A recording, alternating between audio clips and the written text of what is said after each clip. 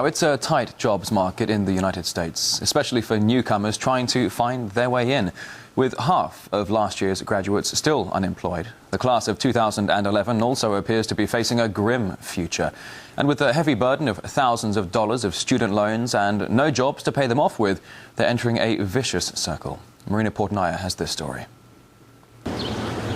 America is home to the world's most expensive and prestigious universities. Yet paying for them has created a nation where the majority sign on to lifetime payments of loans. I'll probably have like $60,000 student debt. Over like $90,000, easy. Yeah. Does that make you nervous? Yes, that makes me terrified. Every American graduate is launching into a dwindling job market, saddled with at least $24,000 in student debt. Either I'm going to land a great job or start a great company, or I'm going to be seriously in the hole. According to the Economic Policy Institute, the U.S. economy currently has one job for every 5 applicants.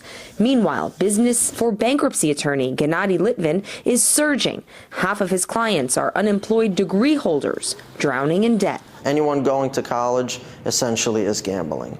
Once again, from an investor's point of view, right now, the way the dollar is, the way inflation is going up, and the way the job market is, a college education just isn't a good investment and not a good return on your money. Even economics professors on the inside, like Richard Wolff, say enslaving students to banks is a disaster for America's economic viability. The future of any country in the world economy these days depends first and foremost on the quality and the quantity of skilled, trained, new young workers.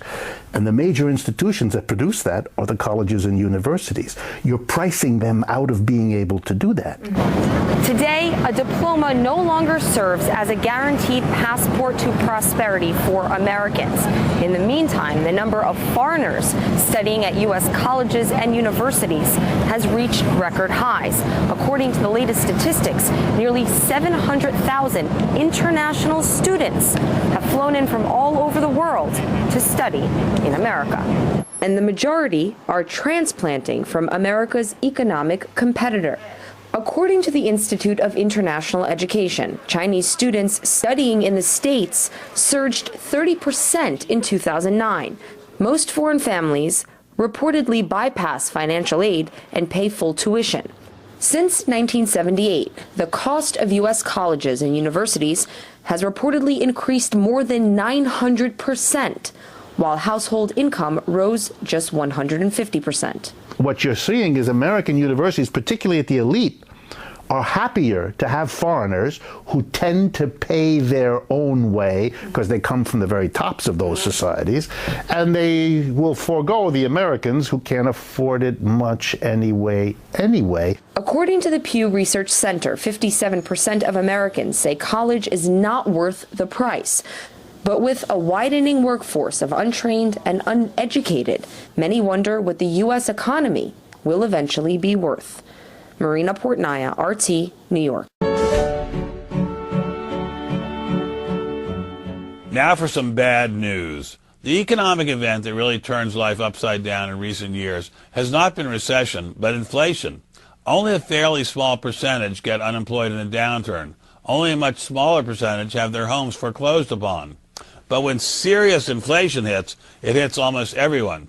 It started this time with industrial commodities, which have now risen spectacularly after their lows in 2008 and 2009.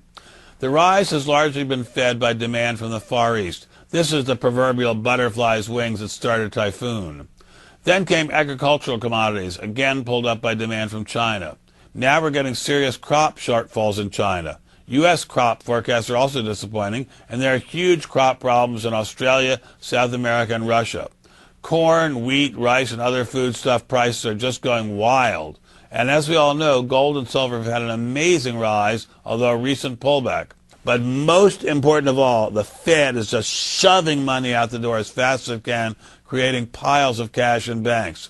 So far, the banks are mostly hoarding that money, which we don't like because it doesn't help the recovery. But if the banks ever start lending that money and the recovery begins in a big way, the pieces will be in place for serious inflation. It may happen even without the banks opening their vaults. Food prices at the grocery store are astronomical. Gasoline has shot up. Airfares are up.